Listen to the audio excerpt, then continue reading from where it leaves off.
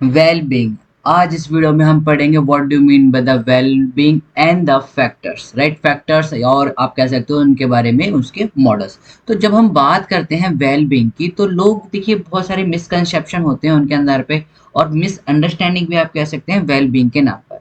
तो आइए देखते हैं what do mean by the well being. देखिए happiness and the well being are often use interchangeably, right. हम सोचते हैं कि हैप्पीनेस ही वेलबींग है और वेलबींग ही क्या है, हैप्पीनेस है, जबकि ये दोनों चीज क्या है, डिफरेंट डिफरेंट है। Okay, most people think of happiness as the hedonia. अब हिडोनिया क्या है ये भी आपको पता चलेगा, which means experiencing pleasure and avoiding pain. यानी कि mainly people think that happiness is a process in which we experience pleasure, और पेन को हम क्या कर देते हैं, अवॉइड कर देते हैं। जबकि अगर हम बात करें हैप्पीनेस क्या होती है, happiness is experience positive as well as negative emotion in the rightful direction. जब आप हैप्पीनेस को या फिर आप कह सकते हो जो आपके इमोशंस हैं, चाहे वो पॉजिटिव हो या नेगेटिव हो, उनको एक राइटफुल डायरेक्शन में उनको कन्विंस करते हो, उनको राइटफुल डायरेक्शन में एक मेजर करते हो, that is your happiness. Well-being, on the other hand, is seen as the broader concept that include emotional, cognitive behavior. I hope ये सारी चीजें आपको पता हो, what do you mean by the emotional, what do you mean by the cognitive, and what do you mean by the behavior. तो अगर मैं आपको एक रे डायग्राम के थ्रू समझाऊं, तो ये आपका क्या हो गया, ये जो बड़ा सर्कल है ये आपका हो गया वेल बीइंग, राइट। और इसमें एक छोटा सा पार्ट, ये जो इनर सर्कल है, ये इसको हम मान लेते हैं आपका हैप्पीनेस, राइट।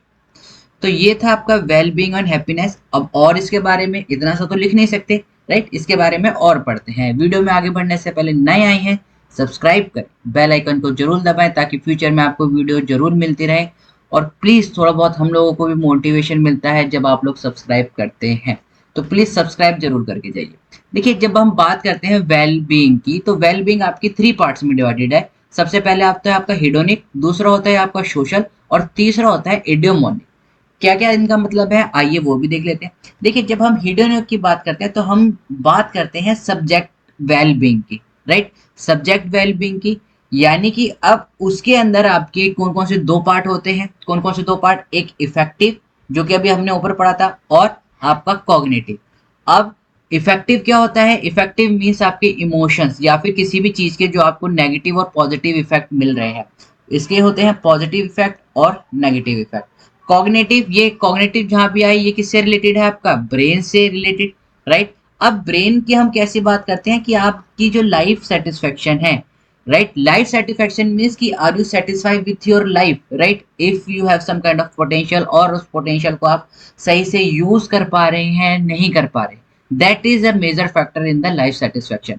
लाइफ सेटिस्फेक्शन जब होता है तब आपको domain satisfaction means, life satisfaction जब आपको रहेगा तो आप पर्टिकुलर आपकी एक डोमेन जो कैपेबिलिटीज होती है, right. There are 5 domain, I hope आप सबको पता हो, राइट।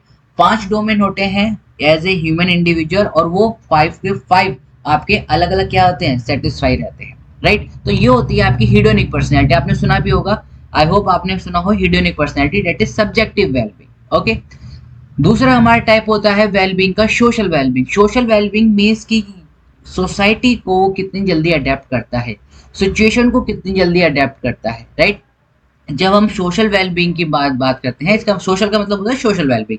जब हम सोशल वेलबींग की बात करते हैं, तो आपने देखा होगा कई पीपल जो बाहर एटमॉस्फेयर होते हैं वहां पर एडजस्ट नहीं कर पाते। कुछ पीपल जो होते हैं they think that they are the superior, और सम पीपल और some individual think that they are the inferior. What does that show? That shows that they don't have that particular capability, or they are not adjusting with their environment, right. According to the condition, according to the place, they are not adjusting, वो उसके साथ क्या है, adjust नहीं कर पा रहे हैं, राइट। तो दिस इज सोशल बीइंग। अब when we talk about the social being, it consist of your atmosphere, right. Atmosphere से आपका क्या बनता है, सराउंडिंग बनता है, सराउंडिंग से क्या बनता है, आपके पीयर ग्रुप बनते हैं, पीयर ग्रुप से क्या बनेगा, आपका पूरा सराउंडिंग, और सराउंडिंग से आपका क्या बन जाएगा, आपका पूरा सोसाइटी, राइट। तो जब भी हम सोशल की बात करते हैं, दैट मीन्स आपकी सोसाइटी, एम्बियंस, ये सारी चीजें इसके अंदर आ जाती हैं कि आप कैसे बिहेव कर रहे हो।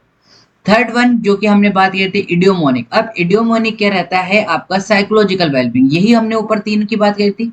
आपका क्या क्या क्या बताया था मैंने यहाँ पर, इमोशनल, कॉग्निटिव और बिहेवियर, राइट। सोशल क्या हो गया आपका, बिहेवियरल हो गया। हिडोनिक क्या हो गया आपका कॉग्निटिव हो गया, और जो इडियोमोनिक हो गया वो आपका इमोशनल हो गया। इडियोमोनिक दैट इज साइकोलॉजिकल वेलबींग। जब हम बात करते हैं साइकोलॉजिकल वेलबींग की, तो उसमें देखिए क्या रहता है कि आपकी एक पर्टिकुलरली इमोशनली आप किस चीज को उस पर कैसे रिएक्ट कर पा रहे हैं, राइट।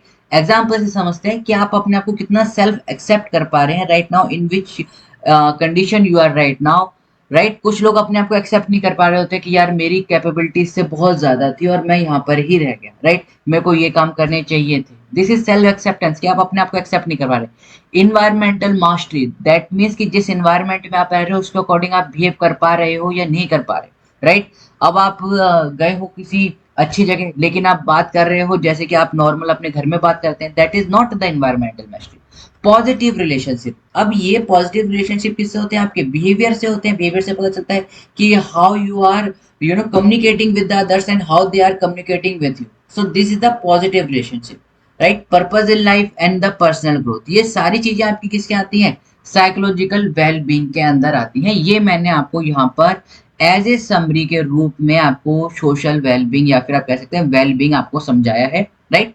अब इस चीज का हमेशा ध्यान रखना है, वेल बीइंग बड़ा पार्ट होता है और हैप्पीनेस उसका छोटा पार्ट होता है, राइट। वीडियो में दोबारा आगे बढ़ने से पहले अभी तक सब्सक्राइब नहीं करा है तो सब्सक्राइब जरूर कर लें, ताकि आपको फ्यूचर में वीडियोस मिलती रहें। अगर फिर भी आप सेकंड ईयर में आप सोच रहे हैं आप सब्सक्राइब करके क्या होगा, तो यूजीसी की वीडियो हम अभी और लाने वाले हैं, पूरा यूजीसी का कोर्स लाएंगे, उसके लिए भी आपको काफी इफेक्टिव रहेगी। आज नहीं तो कल आपको चैनल इफेक्टिव रहेगा ही रहेगा। शेयर जरूर करें अपने दोस्तों के साथ, ताकि हमारे भी सब्सक्राइबर बढ़ जाए, थोड़ा हमें भी मोटिवेशन मिलता रहे और हम आपको और अच्छी से अच्छी वीडियो ला पाए। अब देखिए, जब हम बात करते हैं वेलबींग की, back to the topic, there are at least 3 conceptualisation about of the wellbeing, right. जो कि मैंने ऊपर बताया, इसके बारे में थोड़ी थोड़ी चीजें यहाँ पर मैंने लिख दी है। हिडोनिक फ्रेमवर्क, राइट, ये these are the 3 framework. Hedonic framework means based upon the positive and the negative effect and life satisfaction construct, right. क्या क्या कंसिस्ट करता है ये, आपके पॉजिटिव और नेगेटिव इफेक्ट ऊपर भी हमने लिख रखे हैं आपके, राइट। यहाँ पर देख सकते हैं, मैंने यहाँ पर लिख रखे हैं positive and the negative effect, right, किसी भी चीज के, and based upon the life construct, life satisfaction construct. According to hedonic framework, happiness is a cognitive as well as effective evaluation, right? जो हेडोनिक फ्रेमवर्क रहता है वो क्या मानता है कि जो आपकी हैप्पीनेस है, हैप्पीनेस क्या है, वो कॉग्निटिव भी है और इफेक्टिव भी है। आई होप आप लोगों को ये पता हो what is cognitive and the effective evaluation, right. Evaluation तो आई होप सबको पता होगा, कॉग्निटिव और इफेक्टिव में क्या क्या डिफरेंस है आई होप आपको पता हो, ओके। दूसरी बात करिए, हमने इडियोमोनिक फ्रेमवर्क की, तो यहाँ पर मैंने जो ऊपर चीज लिखी है, emphasises optimal function as major in term of the self acceptance. देखिए आपके पास जो पोटेंशियल है, आप उसको कितना अच्छी तरीके से यूज कर पा रहे हैं, राइट। आपके अंदर जो कैपेबिलिटी है आप उसको कितनी अच्छी तरीके से यूज कर पा रहे हैं, आपके पास जो इन्वायरमेंट है आप उसको कितनी अच्छी तरीके से यूज कर पा रहे हैं। This is eudaimonic framework, okay. जैसे कि आपकी पर्पस इन लाइफ, आप इन्वायरमेंट को कैसे यूज कर पा रहे हैं, जो रिलेशनशिप है आप कैसे बिल्डअप कर पा रहे हैं, आप अपनी पर्सनल ग्रोथ के बारे में सोच पा रहे हैं नहीं। और ऑटोनॉमी, ऑटोनॉमी में आपके क्या हो जाएगा, self efficacy, self esteem, self respect, self essential, ये सारी चीजें आपकी ऑटोनॉमी में आ रही है। लास्ट वन जो कि हमने बात की थी, the social framework, that it reflect how we are functioning with the others and how well we are contributing to the social realm of the society. That means कि हम सोसाइटी में कितना कंट्रीब्यूट कर रहे हैं उसकी ग्रोथ के लिए, राइट। और जो हमारे फंक्शनिंग है, functional as a functional human being, हम कैसे रिफ्लेक्ट कर रहे हैं अपने आप को विद द सोसाइटी, राइट। कई बार आपने देखा होगा कि आप अच्छे हैं लेकिन फिर भी सोसाइटी में आपकी रेस्पेक्ट नहीं है because of how you communicate with them, right. और it may might possible that they think that you are thinking that you are superior and they are the inferior, right. तो आप देखिए जिस तरीके से कम्युनिकेशन करते हैं सोसाइटी के, उस तरीके से आपके थ्रू एक क्या बन जाती है, परसेप्शन बन जाती है, राइट। तो उस चीजों के थ्रू आपको कैसे आप बिल्डअप कर रहे हैं, आपका कैसे गैदरिंग है, आप कैसे कम्युनिकेट कर रहे हैं with the social, that is your social work. तो ये था आपका in short happiness and the wellbeing. इसके ऊपर से मेरी गट फीलिंग है कि एक क्वेश्चन पक्का आएगा ही आएगा, तो उसको जरूर करके जाए। So we will meet in the next video, till then keep smiling, keep gathering lots of memory. This is caffeine shot, have a great day, thank you all.